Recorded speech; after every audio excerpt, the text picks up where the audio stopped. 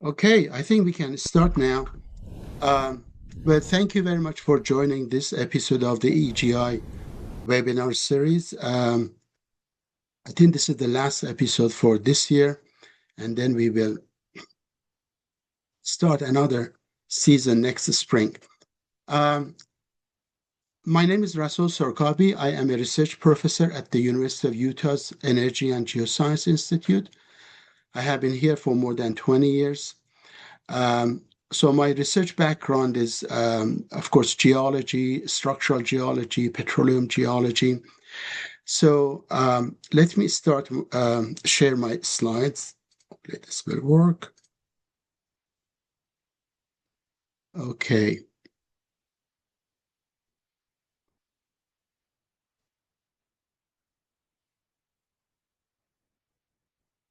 okay, just one moment, please. Okay,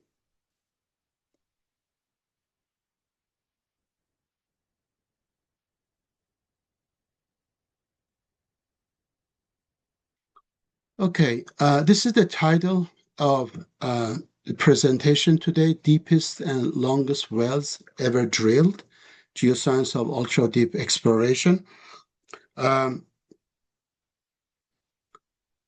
So I'll be talking about really the record wells in terms of depth, drilled for scientific purposes, on continents or on ocean floor, oil and gas wells, geothermal, carbon sequestration wells, and also wells drilled for mining.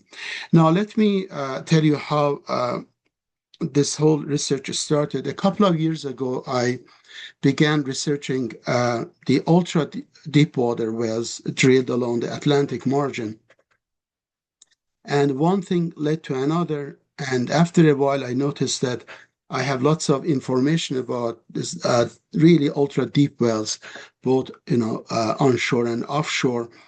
And then I tried to put some order into the chaos of the information that I had collected. Um, then it led to this presentation and a paper that I have published. So we will go through uh, the ultra deep, the deepest wells for these different sectors. So I will start with scientific um, wells. Um, really, the earliest project that tried to drill deep wells goes back to what's called Project Mohold. It was an NSF project back in the early 1960s, and they were trying to drill into the mantle rocks.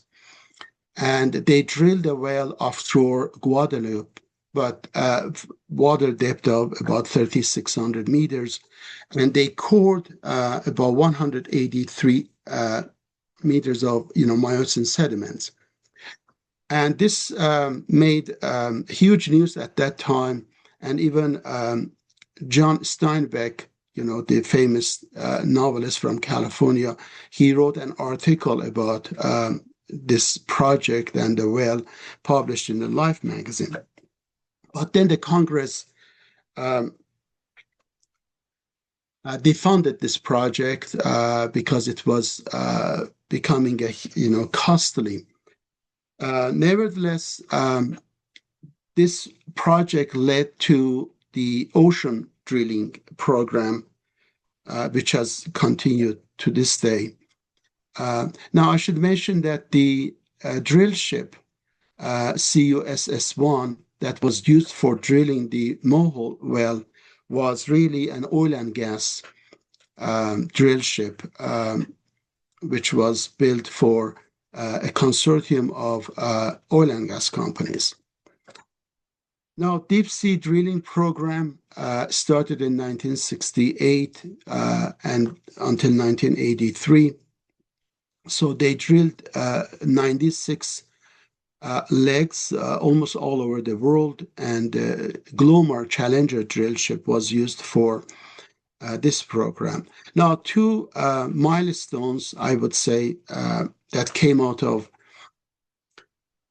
DSDP program in terms of the deepest wells was DSDP leg 60 in 1978, which was drilled in the Mariana Trench, which is the deepest trench, the deepest part of the oceans anywhere in the world. So it had a water depth of 7,034 meters. So that was and that still remains the deepest, DSDP, ODP, IODP drill in terms of water depth. And in 1979, DSDP leg 83, they drilled into pillow lavas, really the deepest part of the oceans, and they cored sediments. So that had a water depth of 3,460 meters and more than 2,000 meters of the seafloor sediments and the ocean floor that they drilled. So those are still two, I would say, milestones in the history of the DSDP and ODP and IODP drilling. Ocean drilling program was a successor to the DSDP program, started 1985 and it continued to 2003. And then after that, integrated ODP and an international oil discovery program succeeded the ODP program. Now, JOIDES Resolution, that was the drill ship for the ODP and also for most of the integrated ODP program. But then this NSF drill ship, was retired last year, 2024, so it's no longer functional. But two new drill ships, one made by Japan, Chikyo, which means Earth, and the other one made by China, Minjiang, which means dream. These two are currently the best drill ships we have for ultra-deep water drilling for scientific purposes. And 2 years ago, JOIDES Resolution actually drilled and cored mantle rocks. So this is the longest mantle rock core we have on record that has been cored from mid-Atlantic road to 30 degrees north. So it's like 1,268 meter of mantle rock, mostly serpentinite and gabbro. So that's a great, sampling for scientific studies. Now, moving onshore, the Soviet Union took a different route. They tried to drill the deepest well onshore on the continents, and they started a project, deep drilling project on Kola Peninsula, which is the Precambrian basement. They started in 1970, and this project ended in 1994. This was after the collapse of the Soviet Union. And they drilled 5 holes. They had lots of technological issues, but one of them reached 262 meters into Archean rocks, but that has been dated as 2.7 billion year old rock. So this still remains as the deepest vertical wells drilled on the continents anywhere in the world. Some of the interesting scientific results from this project was that they found plankton fossils, 6,000 meters deep. And then water saturated fractured rock at, deepest part of the well. They found, geological hydrogen and also lots of information about mineralization of gold and other metals at those depths. And they have published mostly in Russian, but some also in English. Another interesting onshore drilling for scientific studies was drilling into a meteorite impact structure in Sweden. This was in 1986. They drilled this meteorite impact is a Devonian Silurian it has impacted the Devonian Silurian strata. So about the impact itself was, happened 377 million years ago. And they drilled into the Precambrian rock. The TVD was at 6,957. Really, the motivation for this drill came from Thomas Gould, who was a physicist. He died about 20 years ago. He had this idea of what he called deep hot biosphere. He believed that the mantle basically controls lots of things, processes, as well as resources, including the oil and gas. He believed in the abiotic oil and gas. So that was the motivation for this drill. So the results have not been very conclusive for abiotic oil. Some of the oil that they discovered was really a contaminated oil from the drilling itself or from the surrounding sediments. But anyway, this is the deepest well which we have so far drilled into a meteorite impact structure. Now, oil and gas drilling obviously started onshore 160 years ago or so. And each country, I would say, oil and gas rich country or oil and gas rich state or province has its own record well in terms of depth. But I have picked two of them which are still important. One is this well drilled in 1953 in California in Palomar Field. At that time, this was the deepest vertical well anywhere in the world. And even though it was not commercial, it was plugged and abandoned in 1954, but it is still the deepest well drilled in California. So this was the world's deepest well until 1970, when the Bertha Roger natural gas well was drilled in the early 70s in the Anadarko Basin into the Cambrian carbonates. The drill, stuck in molten sulfur, so they had to abandon. But this was, again, the deepest oil well on continents until the Kola Peninsula record.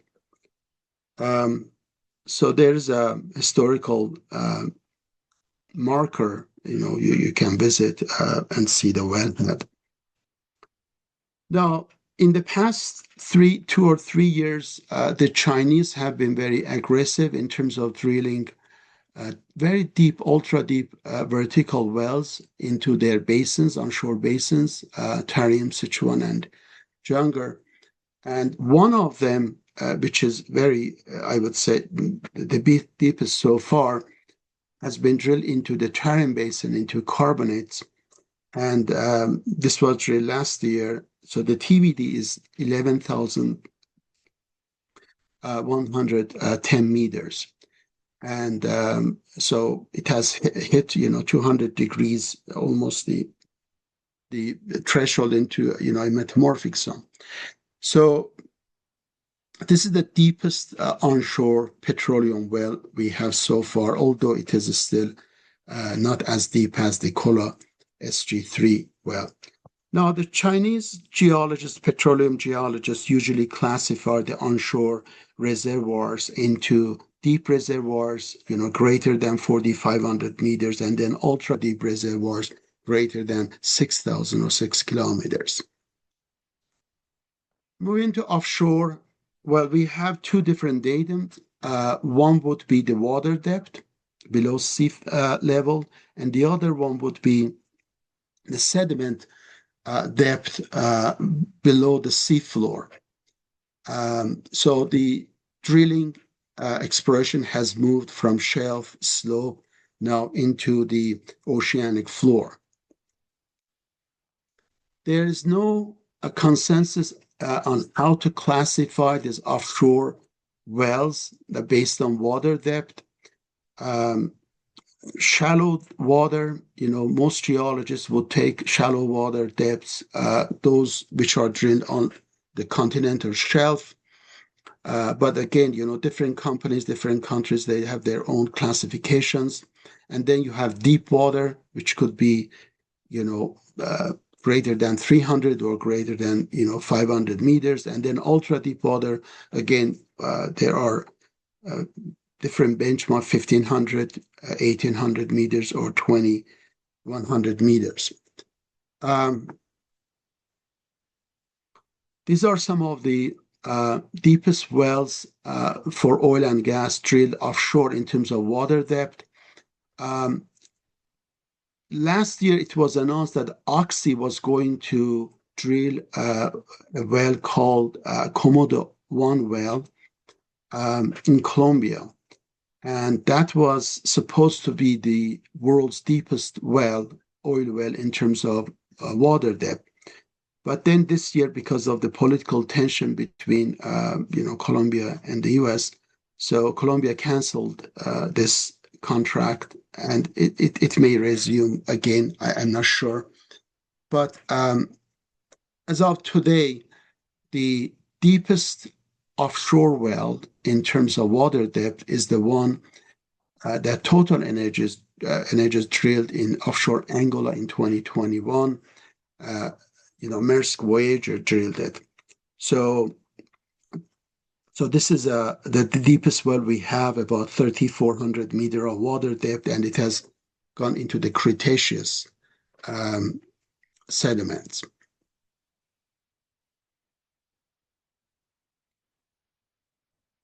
But for drilling for scientific reasons, in terms of water depth, a couple of years ago, the Japanese drilled uh, one well into Nankai Trench, actually very close to the epicenter of the 2011 Tohoku earthquake. And they cored about 38 meters of sediments, but the water depth was really deep, more than 8,000 meters. So this is even deeper than the Angola, offshore well in terms of water depth. Now, offshore scientific drilling in terms of drilling below sea floor, the BP's Deepwater Horizon well, which was drilled in 2009, and it caused all that tragic accident, the blowout. It still remains the deepest well, offshore well, in terms of sediment depth. So they drilled at water depth of 1,259 meters into sediment depth below seafloor of more than 10,000 meters. So, and this was drilled by Transocean. So this is the really the deepest well we have in terms of seafloor depth. But this well is not producing, it has been abandoned. So the one which we have on record now is Chevron's Noddy Head well in the Gulf of Mexico, drilled in 2006, again by Transocean. So they drilled into 10,420 meter below seafloor. So this is the deepest well we have for oil and gas, ultra deep water in terms of meter below seafloor. Another benchmark to consider the ultra deep exploration is the salt drilling. This is a progress that we have had in the I would say 21st century, because it was very hard to really interpret the seismic sections for subsalt plays, in the last century. So Petrobras has been really a pioneer in this field. They have drilled and discovered 9 subsalt fields oil fields and gas fields offshore Santos Basin. So these are the water depths of more than 2,000 meters, and then sediment below seafloor depths of 5,000 to 5,200 sediments into lower Cretaceous reservoirs. Another interesting, I would say, advancement, development in terms of drilling, ultra-deep drilling, is the drilling into for oil and gas, drilling and discovering oil and gas fields atop the oceanic floor, which is usually imaged as STRs on the seismic images. This really started in the Orange Basin offshore Namibia. Both Shell and Total Energies, they have done this drilling, and now lots of companies are trying to find similar prospects, sitting atop STRs, along the Atlantic margin. But the deepest one in this category is Shell's Graph number 1 well, drilled offshore Namibia. So it had a water depth of 2,900 meters, and then sediment below seafloor depth of more than 6,000 meters. So most of these reservoirs that have been discovered, they are in the upper Cretaceous. They have not gone into Jurassic or so, not yet. Now, directional drilling, there are different trajectories and geometries, so the measurements will differ depending on how you, which trajectory you pick.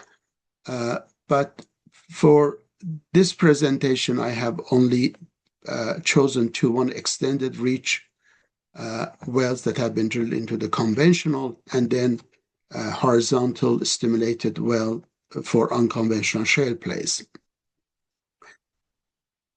So for many years, the deepest, or I would say the longest extended reach wells that we had on record were the ones that Rosneft and then Exxon drilled offshore Sakhalin, especially the one that drilled in 2017 that had a total measured depth of 15,000 meters. But then in 2022, Abu Dhabi National Oil Company even drilled much longer well, 240 meters total measure depth from an artificial island into their upper Zakum field, which is a lower lower Cretaceous carbonate in the Persian Gulf. So this is the longest extended reach well we have so far on record. Now, moving back to our own backyard, in North America, the shale revolution in the past 15 years or so has motivated drilling longer lateral wells. Nowadays, 4-mile superlateral wells are not uncommon. Even we have 5 miles, horizontal wells drilled in, for example, in Bakken and in other basins. But really, the longest horizontal wells which we have, they are mostly in the East Coast, especially in Ohio. In 2017 and 2022, they have drilled into Utica Shale. So these are, more than 10,000 meter total measured depth. Having said that, ConocoPhillips came up with a horizontal well, not necessarily drilled into shale, into a conventional reservoir in the Alpine field, in the North Slope, Alaska, which had a total measured depth of 10,828 meters horizontal well. So this seems to be the longest well we have, horizontal well drilled for oil and gas onshore. Now, geothermal drilling, Currently, we have 198 geothermal fields, um, and they include 673 power plants in 32 countries.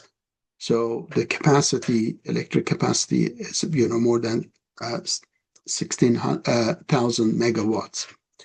But most of them are conventional hydrothermal fields, so the well depths are between 2 and 3 kilometers.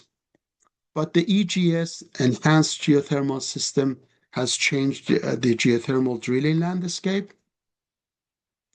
Yes, I also included this slide. It's more of a history, historical significance of the first geothermal power plants and the drilling that they did. The oldest one is in Tuscany, goes back to the 1904, 1914.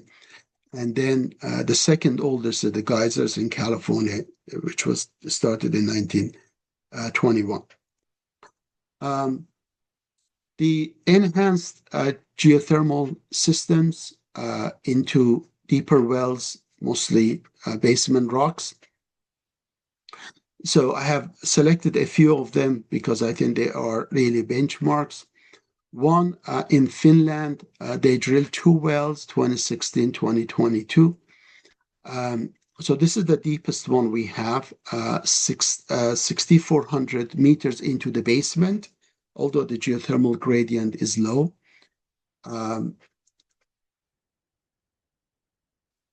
But the longest deviated geothermal well, which we have on record, is the Eden geothermal well drilled in the UK in 2012.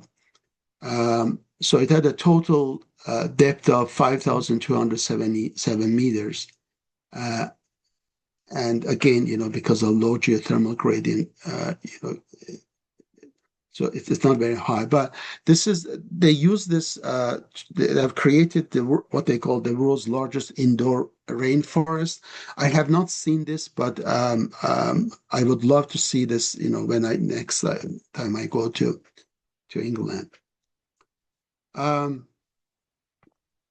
few years ago, Poland started an EGS drilling project, what they call PGP4 plant, and their target was 7,000 meter. But early this year, they stopped it at 6,103 meters. Again, low geothermal gradient. So this is also another, I would say, a new development in EGS. Now, the one that we are most proud of at the University of Utah is, of course, the Forge project, funded by DOE and managed by my colleagues at the EGI.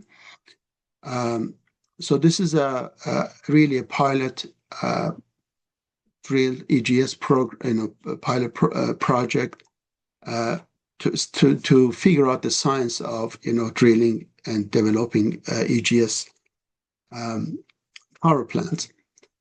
This is located in the Great Basin of Utah. The temperature is very high because you have a very shallow magma chamber. They have drilled two wells, one injection and the other one production, all post-COVID, and they have stimulated both wells, and they have also done some circulation tests. So these two wells are parallel. The vertical separation is about 300 feet, and then the deviation from vertical to lateral segments is very high angle, 65 degrees deviation. And they also drilled some shallow wells for seismic monitoring. So this project is still ongoing, and I would say this has generated lots of scientific information in terms of logging and microseismicity, etc., for EGS projects, anywhere in the world. Now, drilling into magma, Iceland has initiated this ambitious project, Krafla Magma Testbed Project in Iceland. As you know, Iceland sits on, a plume as well as the Middle Atlantic Ocean ridge. So you have basically the upper mantle, coming to the surface. So magma chambers are very shallow. So they have a plan to drill this well next year to a depth of 2,100 meters because they know that's where the magma is. So this is really a supercritical steam. They want to tap into supercritical steam, which is 10 times more efficient than the hydrothermal power plants, about 500 degrees or so. I wrote a short article about drilling into magma, but both Krafla project, but also in Hawaii and in Kenya. And this was published early this year in May issue of the JAPG Explorer, so you can download that. But one thing about drilling into magma, it's of course a challenging in terms of technology because it's too hot. Lots of you will hit in the with acidic flow, etc. But in the past, in Hawaii, especially in Kenya and also in Iceland, accidentally they drilled into magma in 1975 and in 2008, 2009 in Iceland. Now, I have heard this comment that if you drill into magma, then you will cause a catastrophic volcanic eruption.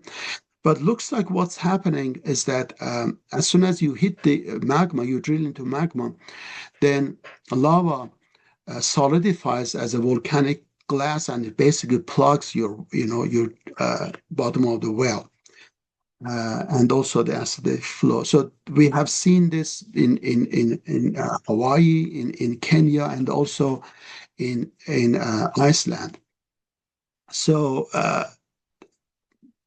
the risk of the volcanic eruption, may not be there. Having said that, as I mentioned in this article, Hawaii and also Hawaii is a hotspot.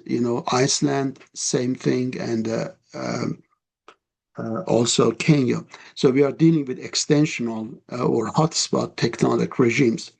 They have not drilled into what we call, subductional margins. Usually, the magma chambers, the composition, pressure and temperature of the magma chambers in subductional regimes are different. They are more explosive. So we have not tried that. For carbon sequestration, as you know, we have three options for underground subsurface carbon storage. Salt domes, salt beds, they have to be shallow. Deep depleted gas reservoirs, they have used this for even natural gas storage, nothing new, or saline aquifers, which could be, can be deeper. I have collected a list of drilling for carbon sequestration. So I have a list, but this year I learned that the deepest one that they drilled this year was in Wyoming. Again, this was a part of the DOE's Carbon Safe project. They drilled to the Sweetwater Carbon Storage Hub in Wyoming. Initially, they drilled one well about 16,000 feet, S1, that went to the Nugget Sandstone, which is Jurassic. But the second well, J115, drilled by Frontier. So this is a class 6 well, for carbon storage, basically. They drilled into the Madison limestone, which are a naturally fractured limestone of Pennsylvanian age. So this went down to like more than 18,000 feet.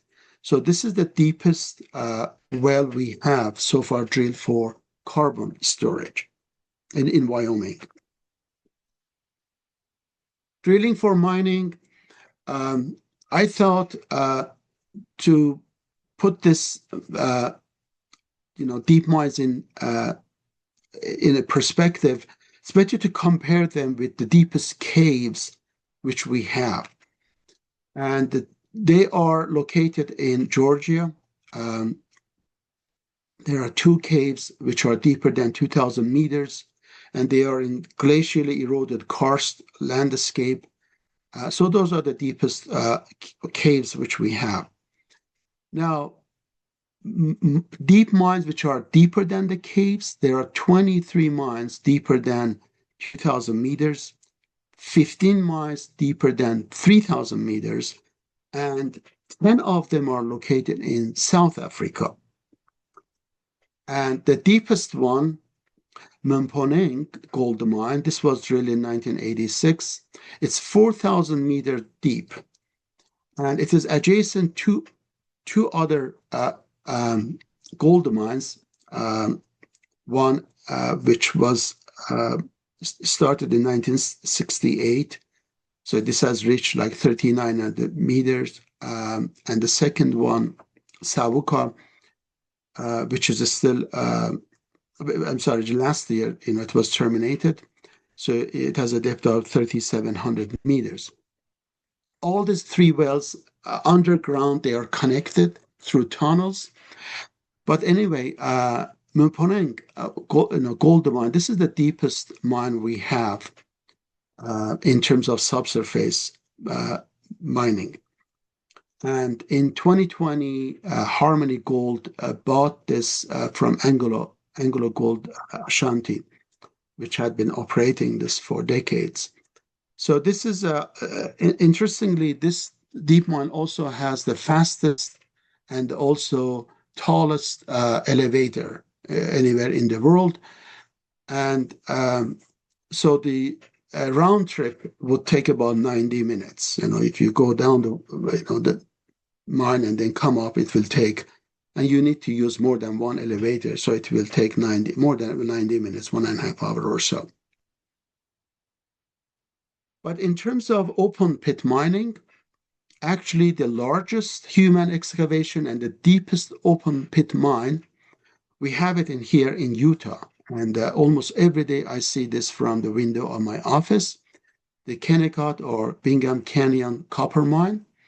This was discovered in 1848 by the Mormon pioneers at that time when they moved to the Salt Lake Valley. But it opened as a mine in 1906, and it is still the second largest copper mine in the U.S., and I think it produces about 12% of the U.S. copper.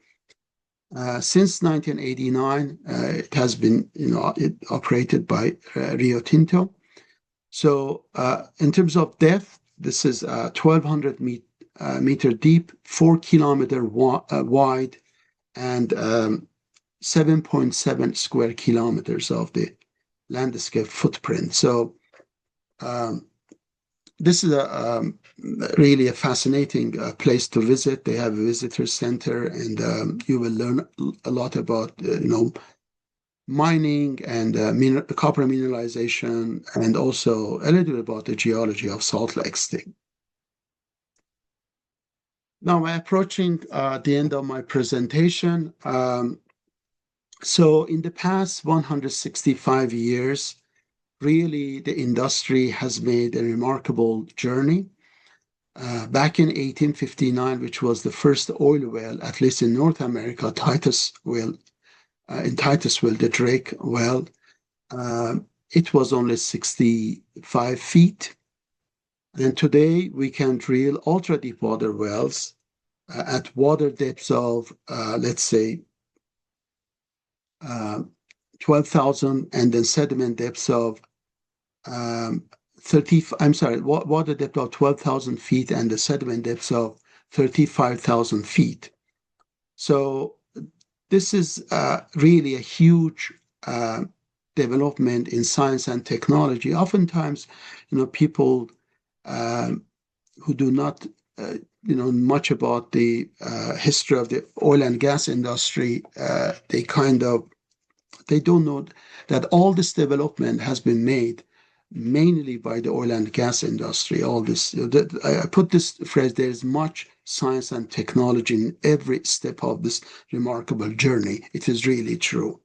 The deeper we have drilled, our science has also, become deeper and enriched. Now, why deep drills matter? It's not only for historical record or technological accomplishment, but also scientifically, it poses the question why we are drilling deeper, into the basement, into the mantle, into the ocean floor, into the, subsalt, etc. So this whole remarkable journey that I have been sharing with you has lots of, scientific motivations and, progress and scientific outcome. And also, this account, I mean, if this field of research would also give us some ideas about the engineering challenges that we have for our future ventures. Now, I presented this talk first time at the Image 2025 this past August. Also published one summary article, just one pager, in the APG Explorer, and then a full paper in the first break, which came out in July. So you can download those two, and about in terms of the references and the details, you can read those two articles.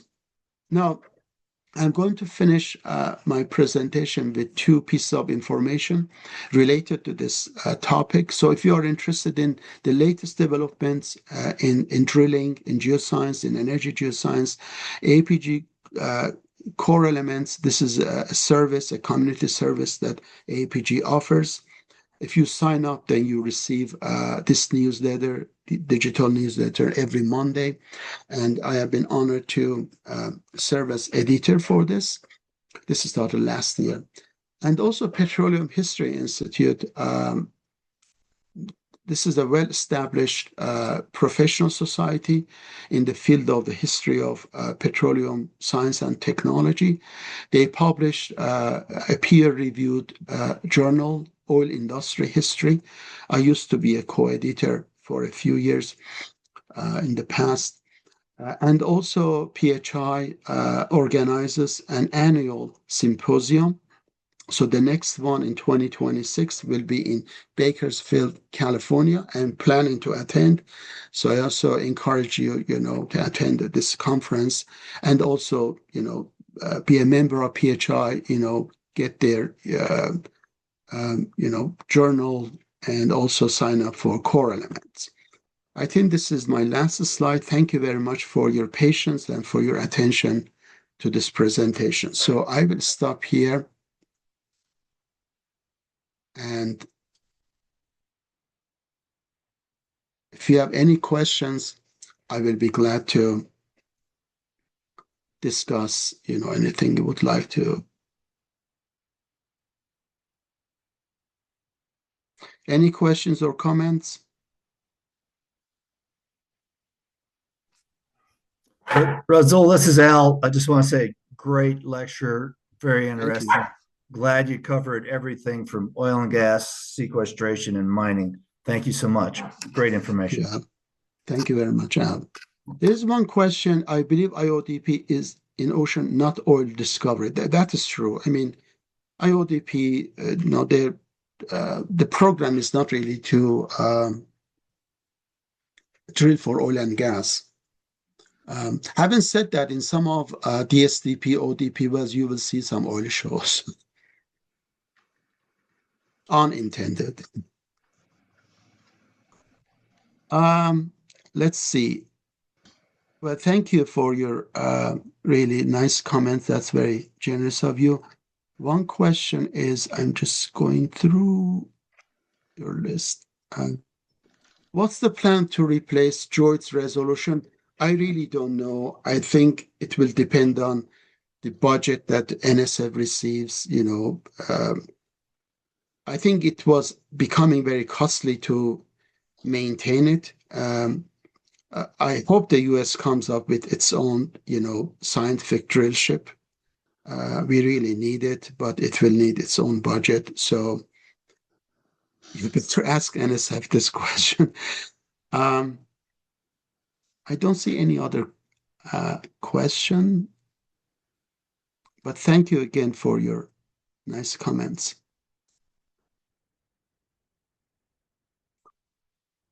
Okay, thank you. Thank you. I think Jennifer, will put this on our YouTube channel. So um, I don't know, in a week or so, you should be able to access it. Okay, any last question or comment before we say bye-bye? This is Vaughn. Hi, Rasoul. How are you? Hello, Vaughn. Good to see you. Likewise. Wonderful, wonderful. Thank you for, Yeah, no yes, question. Just wonderful seeing you. Thank you so much for what you do for not just the petroleum industry, but also for the history of our science and of science in general. So, just a comment and just a little bit further of a shout out for the FI convention next year in Bakersfield is we're accepting abstracts. So get your stories in, and hopefully we'll get plenty of great stuff. And still waiting on yours, Rasoul. thank you. Actually, Vaughn is a co-organizer of the next year's symposium in Bakersfield. Thank you, Vaughn, for joining. Okay, well, have a great day wherever you are, and hope to see you again. Have a nice day. Bye.